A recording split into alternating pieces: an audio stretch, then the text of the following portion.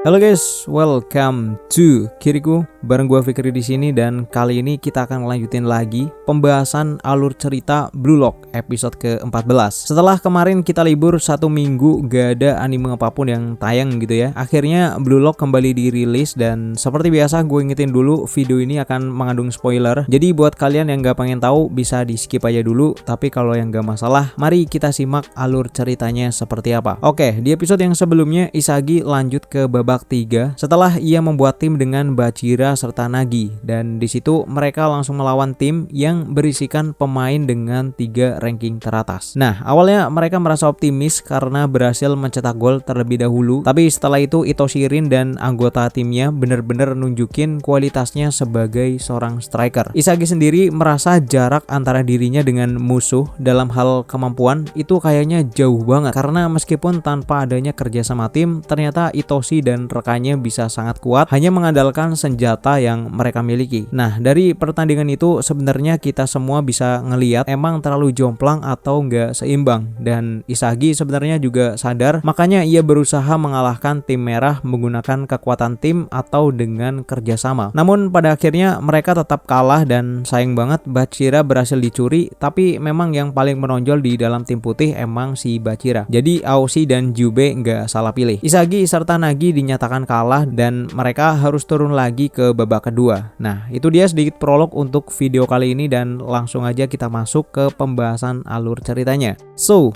let's begin the story guys.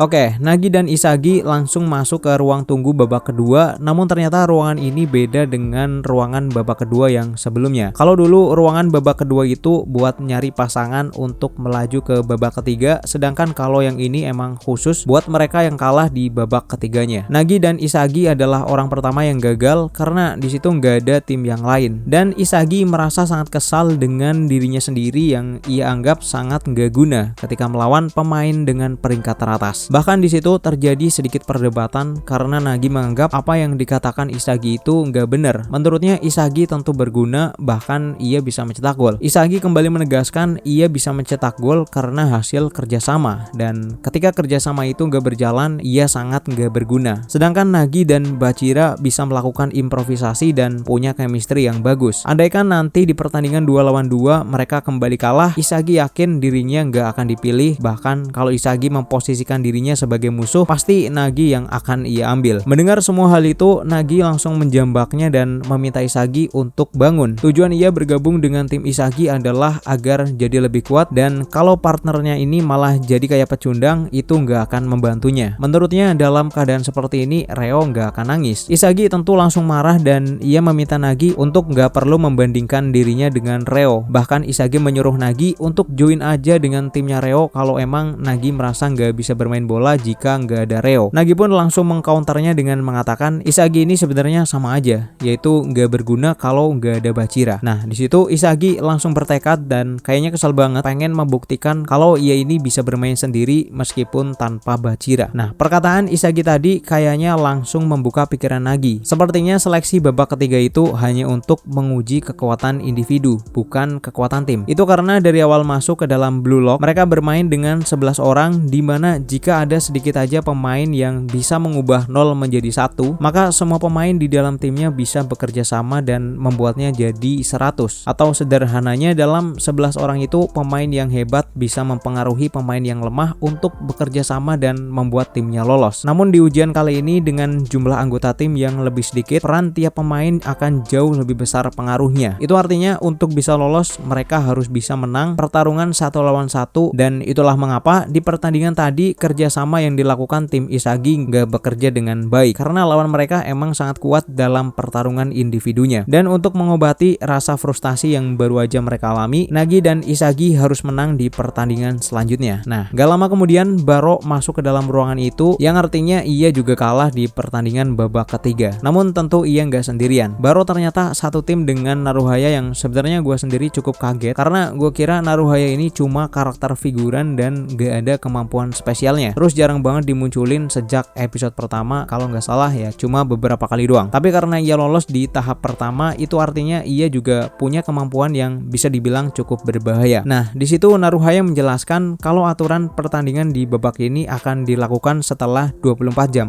Jadi nggak bisa langsung. Ia juga menceritakan dirinya bergabung bersama Baro dan satu orang lagi yang bernama Nishioka. Tapi karena kalah, musuhnya mengambil Nishioka dan gue juga penasaran, kayaknya Nishioka ini punya skill yang unik. Nah, karena mereka belum memutuskan apakah akan saling bertarung, akhirnya semua masuk ke ruangan istirahat dan menunggu jadwal pertandingan. Di dalam ruangan itu, Nagi merasa seperti berada di dalam penjara, tapi fasilitas yang disediakan juga ternyata cukup lumayan, dimana mereka bisa berlatih dengan manusia Blue Lock sepuasnya. Nagi bertanya kenapa tadi Isagi gak setuju untuk bertarung dengan Baro, padahal ia termasuk calon anggota tim yang cukup bagus. Menurut Isagi itu mungkin benar, tapi untuk saat ini ia belum punya strategi yang bagus, dan dari hasil pertandingan melawan Itoshirin, menurutnya yang kurang dari Isagi dan juga Nagi adalah senjata mereka akan berfungsi hanya kalau mereka mendapatkan umpan. Memikirkan hal itu pun, Nagi merasa kayaknya susah banget buat bertarung 1 lawan 1 tanpa adanya umpan yang bagus. Keesokan harinya saat makan siang, di situ ternyata udah banyak orang yang mana mereka juga adalah pemain yang gagal di tahap ketiga. Nagi pun bertanya kira-kira tim mana yang akan mereka pilih sebagai lawan. Menurut Isagi, jika melawan tim yang lemah, mereka akan menang dengan mudah. Tapi kalau gitu, di babak ketiga nanti kemungkinan mereka akan kalah dan kembali lagi ke tempat ini. Jadi pada akhirnya ya emang lebih baik melawan tim yang kuat dan mencuri salah satu anggotanya. Tapi resikonya juga sangat besar. Nah, Isagi kemudian pergi ke tempat latihan untuk berlatih menggunakan manusia Blue Lock. Di situ Naruhaya tiba-tiba datang dan mengatakan kalau saat ini kondisinya dan kondisi Isagi bisa dibilang sama, yaitu jika di tahap ini timnya kalah, mereka yang akan dibuang. Nah, akhirnya Naruhaya menantang Isagi untuk bertarung dan mempertaruhkan segalanya. Dan mungkin karena nggak mau diremehkan, Isagi pun setuju. Kemudian sistem langsung mengkonfirmasi jadwal pertandingan tim Isagi dengan Naruhaya sekitar 24 jam lagi. Selanjutnya Isagi berlatih dengan Nagi dan mereka mencoba mensimulasikan pertandingan melawan Baro. Tapi Nagi bisa dengan mudah menghadang pergerakan dari Isagi, padahal Baro yang akan mereka lawan ini punya tendangan jarak jauh absolut, jarak 27 meter dan fisik yang kuat untuk menerobos pertahanan lawan. Menurut Nagi, percuma latihan dengan Isagi. Nah, karena waktunya juga udah mepet, sepertinya mereka memang harus langsung mencobanya di pertandingan daripada berlatih seperti ini. Dalam pertandingan nanti, rencananya Nagi akan melawan Baro, sedangkan Isagi akan melawan Naruhaya. Isagi berharap di dalam pertandingan besok dirinya bisa berevolusi dan mendapatkan kemenangan. Naruhaya dan Baro ternyata juga berlatih, tapi karena perbedaan kekuatan dan kemampuan yang sepertinya cukup jauh, Baro menganggap Naruhaya ini sebagai beban dan ia memintanya untuk jangan menghalangi, cukup berlari saja di pertandingan nanti. Nah, singkatnya hari pertandingan pun akhirnya tiba. Di situ Nagi sepertinya sedikit memancing emosi dari Baro, entah tujuannya itu apa. Kick off dilakukan oleh Isagi dan Nagi yang memegang bola langsung mencoba melakukan dribbling untuk melewati Baro. Namun sepertinya Baro langsung bisa mengantisipasinya serta merebut bolanya. Bahkan ia menganggap cara menggiring bola yang dilakukan Nagi itu kayak sampah. Isagi yang berada di belakang tentu berusaha untuk menghentikannya, namun ia nggak langsung bergerak nunggu Baro berada di dalam area absolutnya. Namun ternyata Baro langsung menembak dari jarak sekitar 29 meter, yang mana itu adalah di luar wilayah absolut, dan ia berhasil mencetak gol pertama. Tentu ini adalah situasi yang buruk, namun Isagi mencoba untuk tetap tenang. Permainan kembali dilanjutkan. Kali ini Isagi berhadapan dengan Naruhaya yang saat itu terus mencoba menutup pergerakan Isagi. Awalnya Isagi ini mau ngasih umpan, tapi ia nggak yakin karena bisa aja umpan yang setengah-setengah atau ragu itu dicuri oleh Baro. Nah, tiba-tiba Nagi berteriak meminta umpan ke tempat yang kosong jauh dari jangkauan Baro, karena Nagi merasa ia udah tahu gimana caranya melawan musuhnya itu. Kalau Nagi berhenti saat berhadapan, ia pasti nggak akan bisa menghindari tekanan dari Baro. Makanya Nagi kali ini mengajaknya bertarung dalam kondisi Baro yang sedang mengejarnya. Nagi melakukan hal yang hampir sama mungkin ya seperti saat melawan Jube. Ia membuat gerakan tipuan dengan bola, kemudian dilanjutkan dengan syuting. Nah, gol penyeimbang pun tercipta dan Nagi mengatakan timnya bisa menang, tapi ia perlu Isagi yang kali ini harus bisa berevolusi. Nah, di sini bisa dibilang Nagi udah menemukan rumus gimana caranya mengalahkan Baro, dan ketika permainan kembali dimulai, Nagi meminta Isagi untuk mengepung Baro atau 2 lawan 1, dan mereka nggak perlu mengkhawatirkan pergerakan Naruhaya. Dan ternyata benar, Baro nggak mau mengumpan umpan kepada Naruhaya yang sebenarnya udah kosong melompong hingga pada akhirnya Isagi berhasil mencuri bola itu. Naruhaya langsung turun ke belakang untuk menjaga Nagi, tapi ia nggak terlalu mepet karena khawatir Nagi akan melakukan tipuan itu lagi. Kondisi tersebut dimanfaatkan oleh Isagi untuk sedikit melebar dan memberikan umpan lambung agar Nagi bisa melakukan kontrol luar biasa, atau di sini disebutnya sentuhan black hole. Yang mana sentuhan ini pernah membuat tim Z saat itu mati kutu. Akhirnya gol kembali terjadi dan kali ini tim Isagi berhasil memimpin. Kondisi ini membuat Baro semakin marah dan ia langsung syuting dari tengah lapangan seperti yang dilakukan Itoshi, namun manusia Blue Lock kali ini berhasil menepisnya. Bola jatuh di kaki Naruhaya dan ia langsung memberikan umpan kepada Baro yang membuat mereka kembali imbang. Melihat hal itu, Isagi merasa kemampuan mencetak gol dari Nagi dan Baro ternyata sama. Artinya Naruhaya dan dirinya adalah orang yang akan menjadi kunci kemenangan untuk masing-masing tim. Nah, permainan kembali dimulai. Di situ sepertinya Naruhaya mencoba mengganggu fokus Isagi dengan mengatakan kalau Isagi itu sebenarnya bukanlah pemain jenius, melainkan hanya pemain biasa, bahkan menurutnya Isagi nggak bisa bermain sendiri. Cara itu ternyata ampuh dan operan Isagi berhasil diblok oleh Naruhaya dan bola jatuh di kaki Baro. Di sini entah apa yang terjadi, Baro langsung mengumpan bolanya kepada Naruhaya yang berlari ke depan dan sebenarnya ia meminta bola itu diumpan balik. Tapi Naruhaya menolak dan ia memilih membawa bola itu sendiri kemudian melakukan syuting. Manusia Blue Lock berhasil menahannya, tapi bola liar di depan gawang langsung diserobot oleh Baro yang memang mengandalkan kecepatan dan kekuatan fisiknya. Akhirnya tim musuh kembali unggul dan Isagi sedikit menganalisa kemampuan dari Naruhaya. Katanya ia bisa menusuk ke depan dengan sangat cepat, tapi Naruhaya punya syuting yang buruk. Isagi dan Naruhaya sama-sama punya kelemahan, artinya yang berhasil mengatasi kelemahannya itu yang akan memenangkan pertandingan ini.